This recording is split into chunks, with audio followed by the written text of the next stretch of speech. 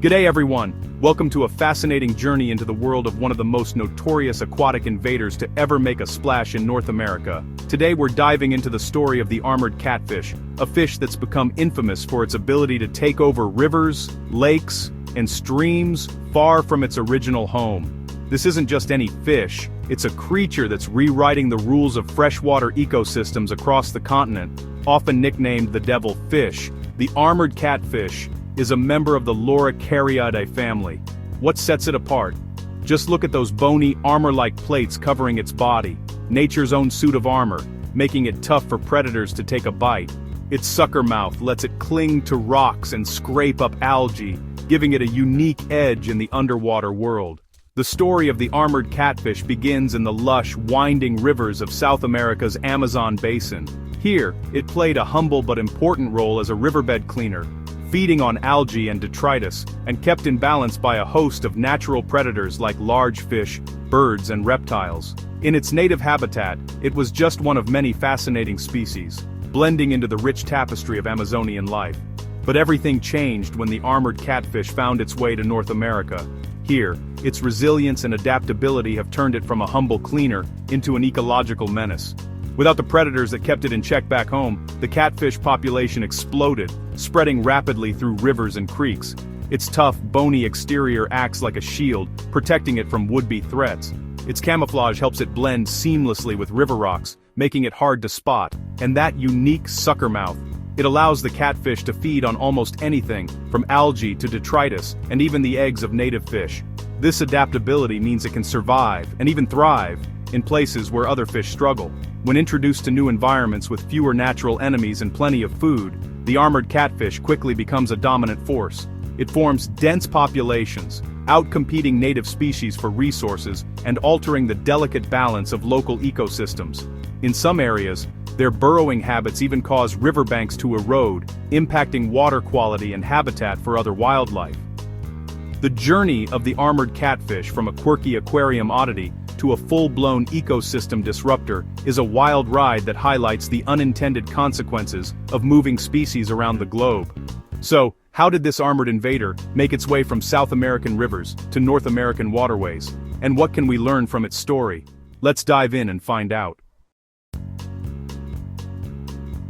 How did a humble fish from the winding rivers of South America end up causing chaos thousands of miles away in North America? The answer, surprisingly, is us, humans, with our good intentions and sometimes short-sighted decisions. This is a story that begins in the lush, tropical waterways of the Amazon and Orinoco basins, where the armored catfish, also known as the plecostomus, evolved to thrive in challenging environments. Marketed as the plecostomus or simply pleco, this fish quickly became a favorite among aquarium enthusiasts around the world.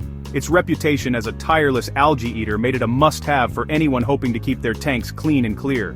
Pet stores everywhere promoted the pleco as the perfect solution for unwanted algae, and soon, millions of these fish were shipped across continents and into homes. Sold by the thousands, few realized these tiny tank cleaners could grow into foot-long giants.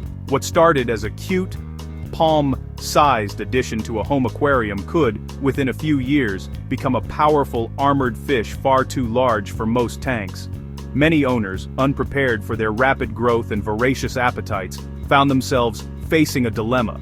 When their plecos outgrew their tanks, well-meaning owners often believed the kindest thing to do was to release them into local ponds, lakes, or rivers.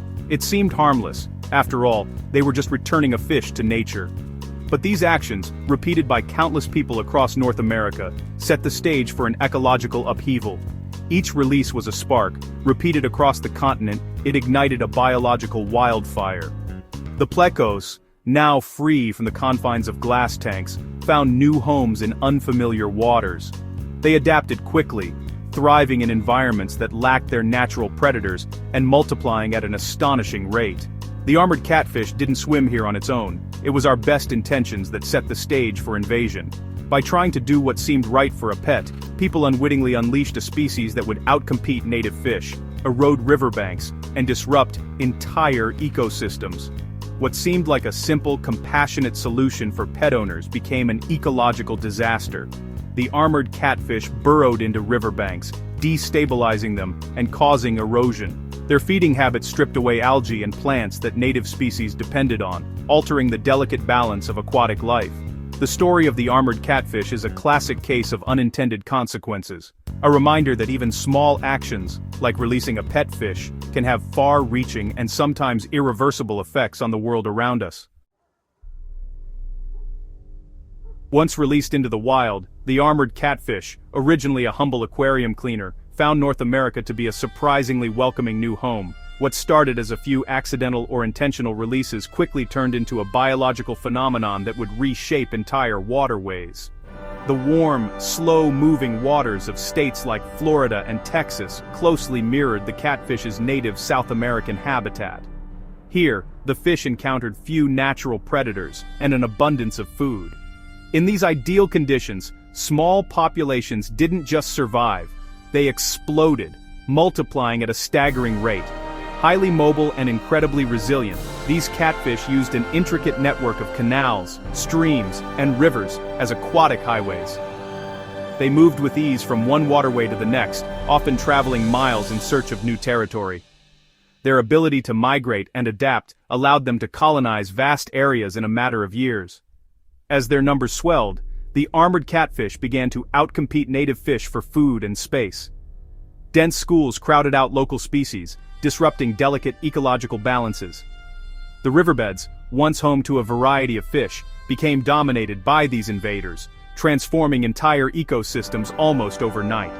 In some rivers, the armored catfish became so numerous that they outnumbered all native fish combined. Fishermen who once caught a variety of species now found their nets filled almost exclusively with these armored invaders. The local fishing industry and recreational anglers alike felt the impact of this dramatic shift. Their adaptability is a key factor in their success. Armored catfish can thrive in both pristine and polluted waters, tolerate low oxygen levels that would kill most other fish, and feed on a wide range of food sources, from algae and detritus to small invertebrates. This flexibility allows them to survive in conditions where few others can. Every new waterway they encountered became a new opportunity. Whether it was a remote stream, a suburban canal, or a major river, the armored catfish quickly established themselves, fueling a relentless and seemingly unstoppable takeover. Their spread was aided by floods, human activity, and their own remarkable endurance. The humble tank cleaner, once prized for its algae-eating abilities in home aquariums, had transformed into an ecological conqueror. Its journey from pet store novelty to dominant force in North American rivers is a striking example of how quickly an introduced species can change the face of an entire continent. The scale of their spread is a testament to the power and danger of biological adaptability. The armored catfish's conquest of North America serves as a powerful reminder. Even the smallest creatures can have an outsized impact when given the right conditions. The armored catfish's success comes from a suite of survival tools. Its bony plates protect it from most predators, giving adults virtual immunity. It's an omnivore, eating algae, detritus, fish eggs, and more, outcompeting native species for food. It tolerates polluted, low-oxygen waters by gulping air, thriving where others perish. Their reproductive rate is staggering. A single female can lay thousands of eggs in deep, protected burrows. These burrows shield eggs from predators and environmental threats. Even aggressive removal barely dents their numbers, they bounce back fast. With armor, adaptability, and rapid breeding, the armored catfish is built for invasion. The armored catfish has devastated North America's aquatic ecosystems. By scraping riverbeds clean, they starve native fish, invertebrates, and tadpoles. Their burrowing erodes riverbanks, causing sediment to cloud the water and kill aquatic plants. Collapsing banks destroy habitats for birds and turtles, while murky water disrupts the entire food web. They also raid nests, eating the eggs of native fish like sunfish and bass, crippling future generations. Over time, rivers become dominated by the invader, with native species disappearing. Biodiversity plummets, leaving fragile, simplified ecosystems. If disease strikes the catfish, the whole system could collapse. The ecological toll is immense and often irreversible.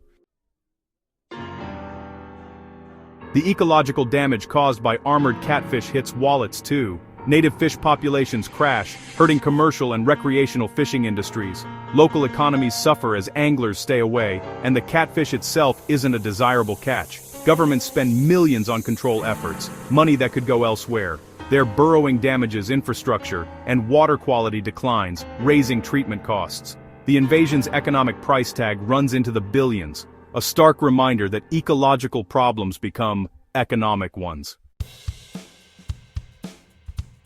In response, scientists and communities have launched a war on the armored catfish. Large-scale netting, trapping, and even fishing derbies remove thousands, but the fish rebound quickly. Electrofishing and targeted traps help, but require constant effort. Some researchers explore biological controls, introducing predators or diseases from South America, but this carries risks. Others try to disrupt reproduction with pheromones or targeted removal during breeding. Despite these efforts, eradication is nearly impossible. The focus is now on containment.